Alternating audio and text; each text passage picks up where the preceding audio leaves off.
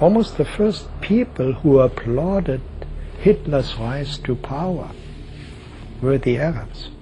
The Nazis and the Islamists share a common conspiracy theory. The Jews control America, for example.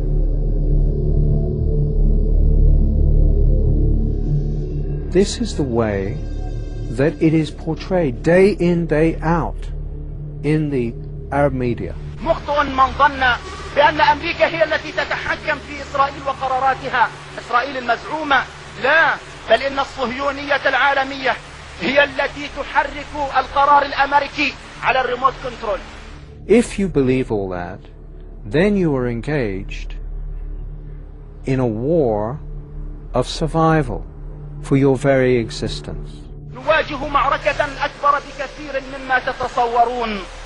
إننا نواجه معركة مع الصليبية، نواجه معركة مع الصهيونية العالمية.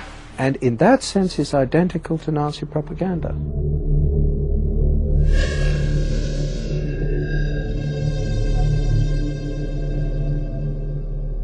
This is a war of propaganda in which the same techniques of subversion that we saw earlier in the challenge posed by fascism and Nazism are repeating themselves.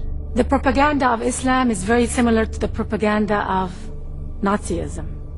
It's the same hate speech, paranoia, and us against them.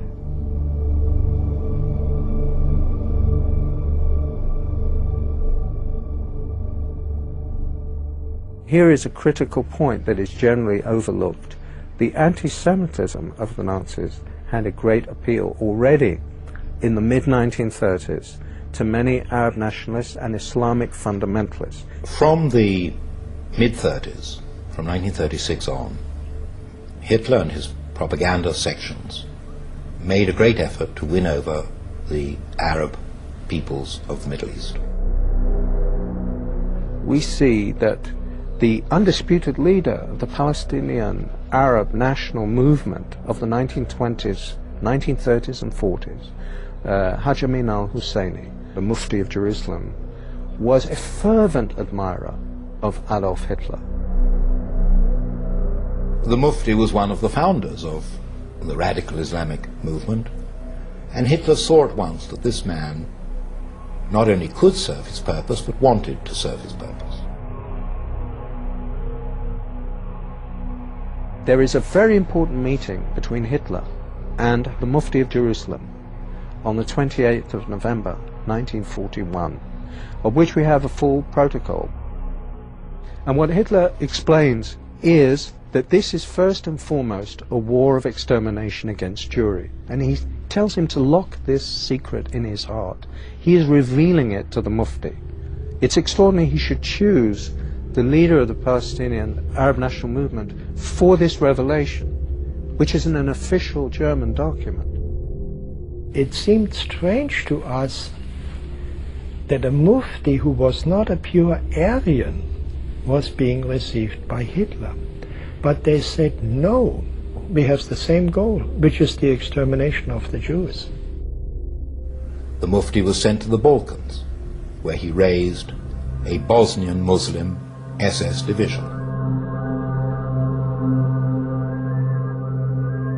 He had several SS divisions, the Handschar division, for example, where they had nominally Croatian officers, but the rank and file of the unit were entirely Muslim, Arab Muslims, and they were bringing them in from all over the world. I was utterly astonished that the Grand Mufti of Jerusalem had raised a Panzer division of Bosnian Muslims to fight along the Waffen-SS.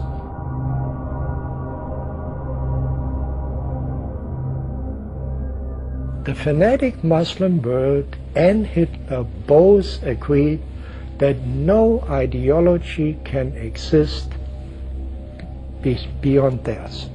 It's all-encompassing.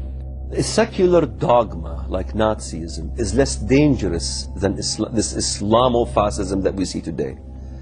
It's less dangerous because Islamofascism has a religious twist to it.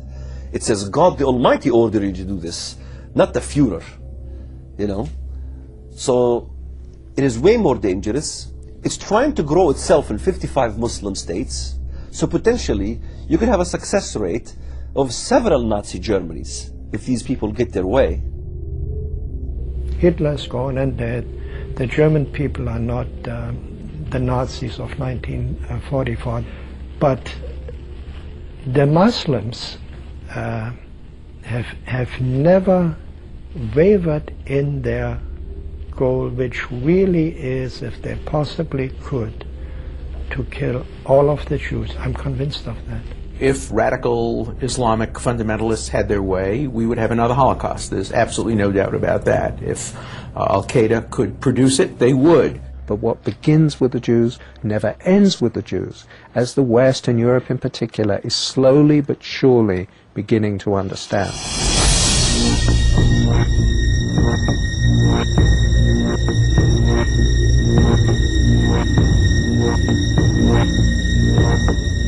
The Jews are the prologue. After the Jews come the real issues. Whatever happens to Israel,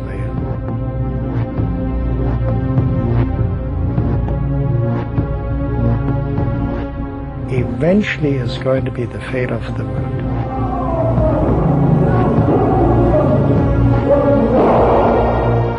Israel presents the warning.